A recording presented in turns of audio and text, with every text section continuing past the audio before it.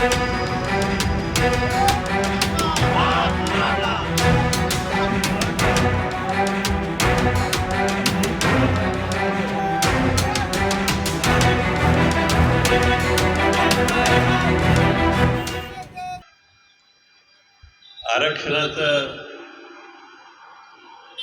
प्रथम कोल्हापुरातच सुरुवात झाली. राजश्री छत्रपती शाहू महाराजांनी इंग्लंडवरून आदेश काढून आपल्याला आरक्षण दिलं आणि त्यानंतर सातत्याने या विषयाचं अलीकडच्या काळात गेल्या 8 वर्षामध्ये सातत्याने विचार चालू आहे मराठ्यांना आरक्षण देण्याबद्दल. कारण मध्यंतरी ते बंद झालं आणि एकत्रित पाहता आपण बघितलं की हैदराबाद गॅझेटियरवर फार भर दिला गेला आहे, साताऱ्यावर थोडंसं दिलं आहे आणि कोल्हापूरला पूर्णपणे ते विसरून गेले. जिथनं सुरुवात झाली तो जिल्हा आता त्या जिल्ह्याचं गॅझेटसुद्धा बघायला कोण तयार नाही अशी परिस्थिती आहे. म्हणून शासनाने कोल्हापूर गॅझेटचा निश्चित विचार केला पाहिजे आणि त्या गॅझेटमध्ये त्या आधारे जे काय करायचं ते केलं पाहिजे. कोल्हापूर गॅजेटचा विसर जरांगे पाटलांना कसा पडतो? हैदराबाद गॅजेट असेल बाकी काही गॅजेटचा विचार केला जातो, विसर कसा पडतो? तिथून आंदोलनाला सुरुवात झाली कसा पडतो? ते जिथं राहतात तो भाग पूर्वी हैदराबाद संस्थानमध्ये होता आणि हैदराबाद हे निजामाचं स्थान म्हणून त्यांना निश्चितच आणखी नैसर्गिकरित्या त्यांना तिकडचीच आठवण येते आणि आपल्या कोल्हापूरची येत नाही. कोल्हापूर गॅझेट हे त्यांना फार लांबचं वाटतं आणि निश्चित हैदराबाद गॅझेट त्यांना जवळचं वाटतं आहे. मागच्या वेळेस सरकारनं आश्वासन देऊन 10 महिने झालेले आहेत जरांगे पाटलांना, मात्र तरी देखील त्याची पूर्तता झाली नाही म्हणून पुन्हा एकदा आज आंदोलनाला बसावं लागतं.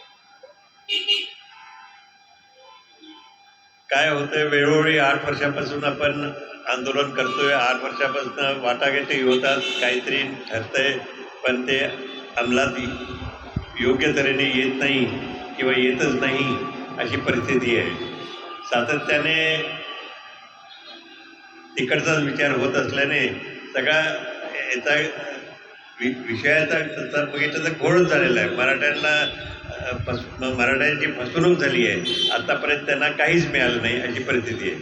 कोल्हापूर गॅजेटचा तुम्ही उल्लेख करताय, या गॅजेटमध्ये नेमकं काय म्हणलेलं आहे आणि या गॅजेटनुसार मराठा समाजाला आरक्षण आपल्यामध्ये परिस्थिती हीच आहे जी सगळीकडे महाराष्ट्रात आहे ती की आपला मराठा आणि कुंभी हा समाज एकच आहे. कुंभी आणि मराठा समाज एकच आहे. मराठा आणि कुंभी एकच आहेत. पूर्वीच्या काळामध्ये लढाईच्या काळात ते लढायला जात असते मराठा त्यांना म्हणत असत आणि परत आल्यावर शेती करत असलं ते कुंभी आहेत. तसं सर्व मराठे कुंभी आहेत आणि सर्व कुंभी मराठे आहेत. खरं पाहिलं तर जरांगे पाटलांना वारंवार आंदोलनाची हात द्यावी लागते. सरकार डायलॉग करायला जातं परंतु ज्या फिसकटतं, चर्चा फिसकटते आणि सरकार कुठेतरी मराठ्यांना आरक्षण द्यायला कमी पडते असं वाटतंय का? नाही, प्रत्यक्षात काय जरांगे पाटील आणि शासनामध्ये काय ठरतंय घडतंय ते आम्हाला काही कळत नाही. तर म्हणून प्रत्यक्षात काय त्याचं जे येते वर्तमानपत्रातनं जे येते तेवढंच आपल्याला माहीत आहे, पण ज्याचं मुळात काय ठरतंय, कुठं घसरतंय, कुठं जमत नाही ते आम्हाला इथं कोल्हापूरला काही कळत नाही. सरकार कुठेतरी कमी पडतंय का या ह्याच्यात? कारण वारंवार आंदोलन करावी लागतात, एकाच विषयावरती करावं लागतं. आंदोलन करावं लागतं कारण त्यांचं आपल्याला कळतच नाही ना त्यांच्या दोघांमध्ये काय चाललंय ते. आजपासून त्याने आंदोलनाला सुरुवात केली आहे, आपण काय भेट घेणार आहात का त्यांची या सगळ्या आंदोलनाच्या काळामध्ये? या आंदोलनाला पाठिंबा आहे का? त्यांच्या आंदोलनाला सुरुवातीपासून पाठिंबा आहेच आहे आणि नेहमी मराठा सगळे एकसंघ त्या बाबतीत राहतीलच, त्यात काही प्रश्न नाही.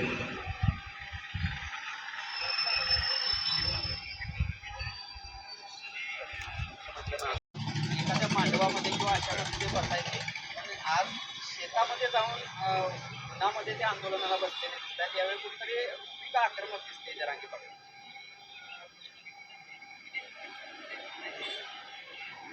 भूमिका आक्रमकच असली पाहिजे आणि ती उन्हात बसेल तर आपणही सगळे उन्हात बसलोय इथं. त्यात काय फरक नाही. शेतकरी म्हटलं तर तो ऊन पाणी त्याला काही फरक पडत नाही.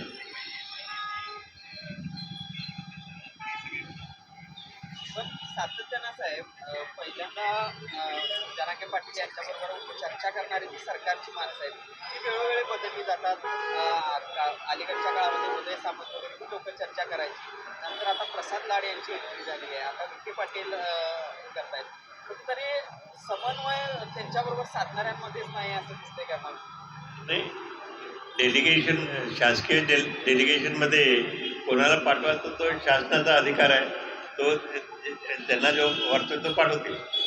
पण एकच व्यक्ती जर सातत्याने समन्वयात राहिला तर याच्यात काहीतरी आउटपुट निघेल. मात्र वारंवार अशा पद्धतीनं वेगवेगळी लोक पाठवली जातात त्यामुळे हे कुठेतरी गुंता वाढतोय किंवा फाटे फुटतात असतील. दरवेळेस पाठवताना त्यांची तयारी झाल्यावरच ते पाठवत असतील. राज्य शासनामध्ये सुरुवातीला महाराज राणे समिती होती, नंतर चंद्रकांतदादा पाटील आले, आता विखे पाटील आले, मधल्या काळात अनेक माणसं बदलली.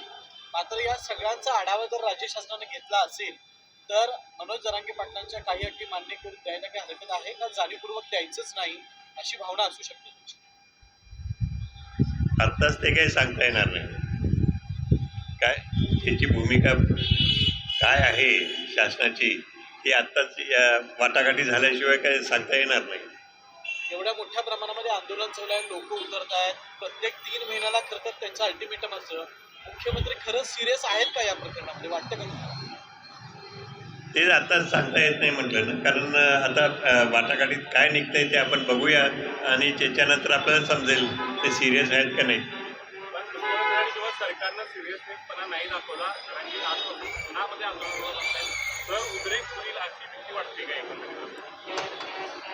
निश्चित मराठा समाजाचा आपण मराठा समाजावर दुर्लक्ष केलं तर निश्चित त्याचा उद्रेक होऊ शकतो.